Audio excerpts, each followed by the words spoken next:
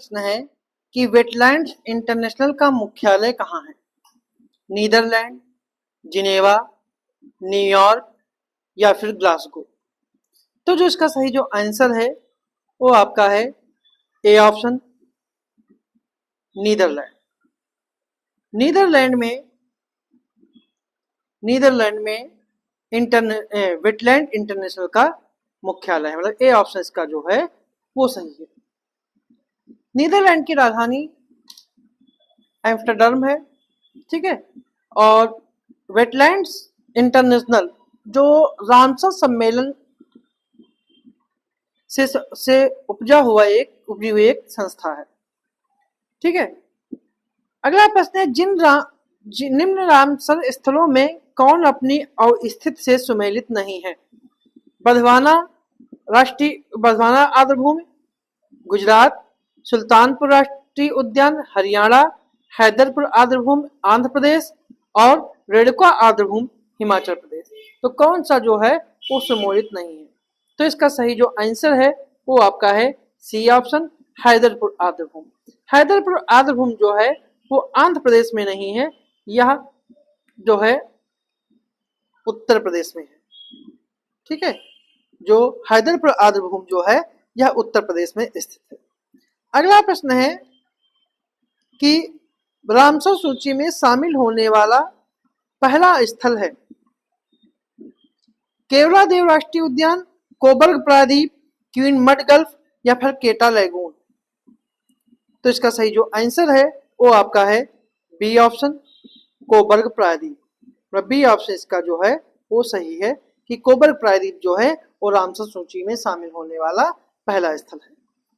अगला प्रश्न है कि निम्न कथनों में कौन सा कथन सत्य है कि विश्व आर्द्रभूमि प्रत्येक वर्ष 2 फरवरी को मनाया जाता है और विश्व आर्द्रभूमि दिवस पहली बार 2 फरवरी 1997 को मनाया गया था? तो इसका कौन सा कथन सही है? केवल एक, केवल दो, दोनों या फिर दोनों नहीं। जो इसका सही जो आंसर है वो आपका है सी ऑप्शन कि इसके दोनों कथन जो हैं वो सही है। तो सी ऑप्शन का जो है वो सही है। अगला प्रश्न है आर्द्रभूमि संरक्षण के लिए हुए प्रयासों के संदर्भ में विचार करें। पहला है कि आर्द्रभूमि संरक्षण के लिए 1971 में ईरान के रामसर शहर में सम्मेलन हुआ। दूसरा है रामसर अभिसमय 1975 में प्रभावी हुआ और भारत 1987 में रामसर अभिसमय में शामिल हुआ। तो कौन सा कथन सही है? एक और दो, दो और तीन, एक और तीन या फिर एक दो तीन। तो जो इसका सही जो आंसर है वो आपका है ए ऑप्शन, एक और दो, ठीक है। एक और दो इसके सही आंसर हैं। पहला और दूसरा सही है, तीसरा गलत है। तीसरा गलत इसलिए है कि भारत 1987 में शामिल नहीं हुआ था, भारत जो है वो 1982 में शामिल हुआ था, इसलिए तीसरा कथन जो है वो गलत है। अगला प्रश्न है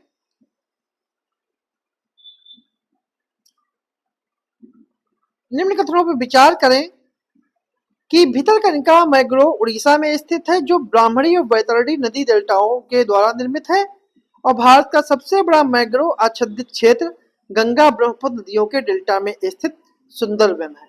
तो कौन सा कथन सत्य है? केवल एक, केवल दो, दोनों या फिर दोनों नहीं।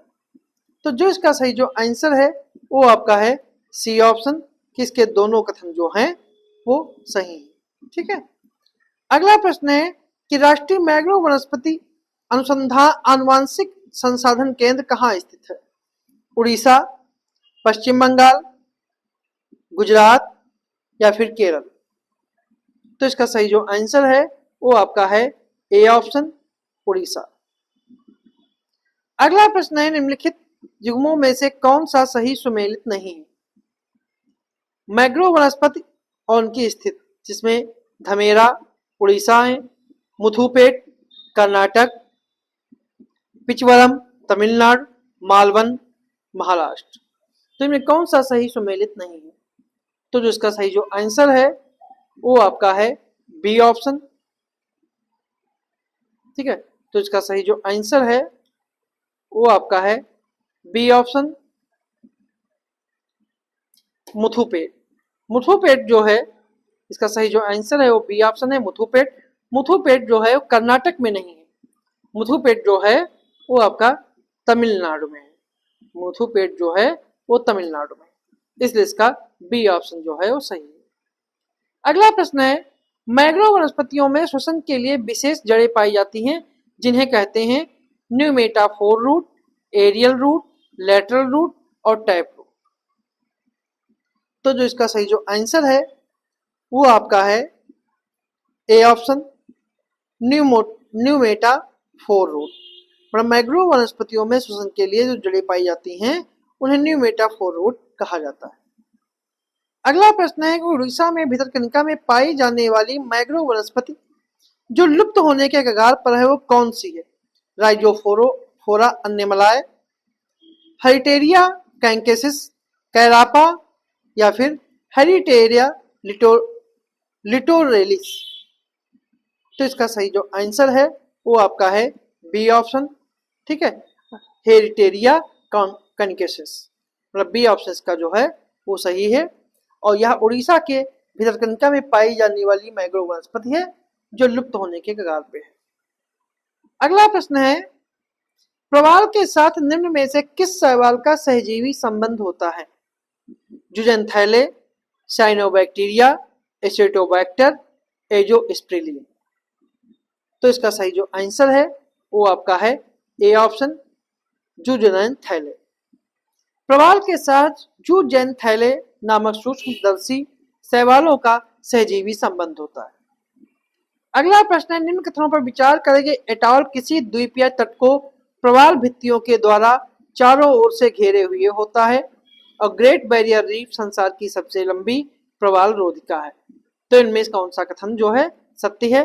केवल एक, केवल दो, दोनों या फिर दोनों नहीं। जिसका सही आंसर है, इसका सही जो आंसर है वो आपका है सी ऑप्शन, कि इसके दोनों कथन जो हैं, ठीक है, वो सही है। ठीक है, पहला और दूसरा दोनों कथन जो हैं सही है। अगला प्रश्न है कि निम्न में से कौन सी प्रजाति प्रवाल भित्ति को बहुत ज्यादा नुकसान पहुंचाती है? ऑप्शन है कांटे के ताज वाली स्टारफिश, शार्क, इलेक्ट्रिक रेडफिश या सेपिया स्टिंगरे। तो इसका जो सही जो आंसर है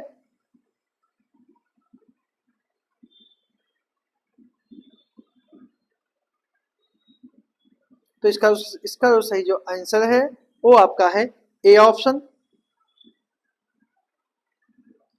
कांटे के ताज वाली स्टारफिश। ठीक है, कि कांटे के ताज वाली स्टारफिश जो है वो कोरल,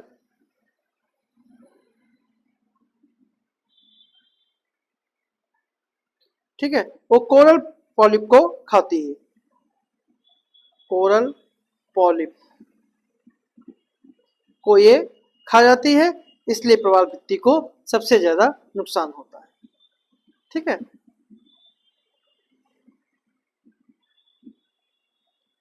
अगला प्रश्न है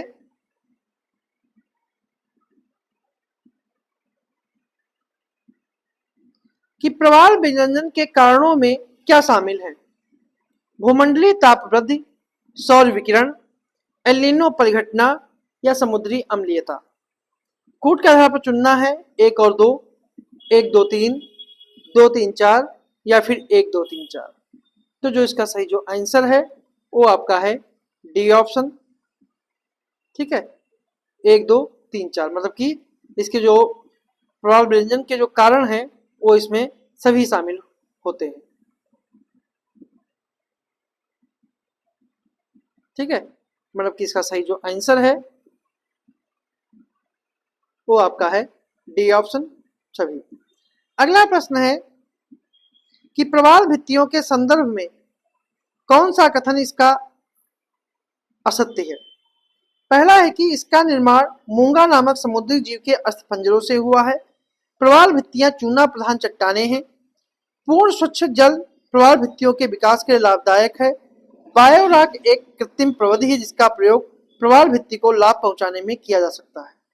तो इसका कौन सा कथन सही है? कथन असत्य है। तो इसका सही जो आंसर है वो आपका है सी ऑप्शन, कि पूर्ण स्वच्छ जल जो है प्रवाल भित्ति के विकास के लिए लाभदायक नहीं है। ठीक है, यह जो है नुकसानदायक है। ठीक है, अगला प्रश्न है, सतत विकास लक्ष्य का निम्नलिखित में से कौन सा लक्ष्य सस्ती, विश्वसनीय और टिकाऊ ऊर्जा से संबंधित है? एसडीजी 3, एसडीजी 7, एसडीजी 8 या एसडीजी 9? तो जो इसका सही जो आंसर है वो आपका है बी ऑप्शन, एसडीजी 7। अगला प्रश्न है, संयुक्त राष्ट्र संघ के द्वारा सभी के लिए सतत ऊर्जा का दशक घोषित किया गया 2014 से 24, 2005 से 15, 2011 से 20 या 2021 से 2030? तो जो इसका सही जो आंसर है वो आपका है ए ऑप्शन, 2014 से 2024 तक जो है वो सभी के लिए सतत ऊर्जा का दशक घोषित किया गया है। अगला प्रश्न है, निम्न कथनों पर विचार करें कि जीव मंडल में ऊर्जा का प्रवाह केवल एक ही दिशा में होता है और प्रत्येक पोषक तल में 90% ऊर्जा अगले तल को स्थानांतरित करते हैं। इसमें कौन सा कथन सही है? केवल एक, केवल दो, दोनों या फिर दोनों नहीं? तो जो इसका सही जो आंसर है, ठीक है, जो इसका सही जो आंसर है वो आपका है ए ऑप्शन, केवल एक। ठीक है, क्योंकि प्रत्येक पोषक तल के जंतु जो हैं वो अपनी ऊर्जा जो है अपनी 10% ऊर्जा जो है वो अगले तल को स्थानांतरित करते हैं, न कि 90%। अगला प्रश्न है, पारिस्थितिकी तंत्र में ऊर्जा का प्रधान स्रोत है हरे पौधे, सूर्य, शाकाहारी जंतु या अपघटक जीव? जो इसका सही जो आंसर है वो आपका है बी ऑप्शन, सूर्य।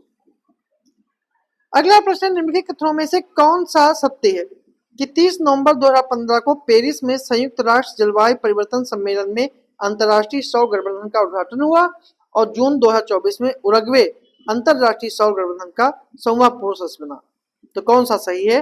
केवल एक, केवल दो, दोनों या फिर दोनों? तो जो इसका सही जो आंसर है वो आपका है ए ऑप्शन, केवल एक।